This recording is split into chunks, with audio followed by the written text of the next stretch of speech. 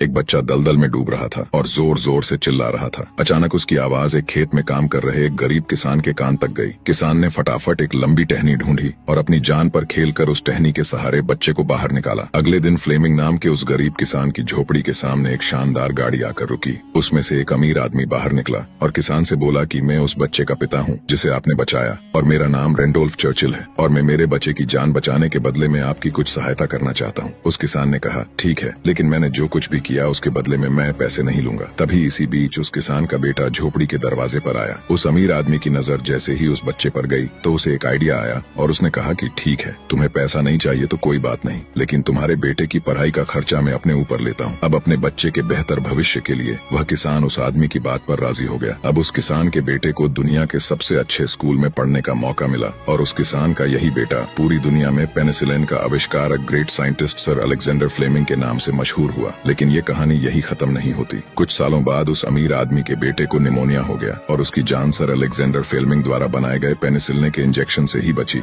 और उस अमीर आदमी के बेटे का नाम था विंस्टन चर्चिल, जो 2 बार ब्रिटेन के प्रधानमंत्री रहे। दोस्तों, शायद इसीलिए कहते हैं कि कर्म हमेशा घूम कर आते हैं, इसलिए हमेशा दूसरों का अच्छा करें ताकि आपके साथ भी हमेशा अच्छा हो।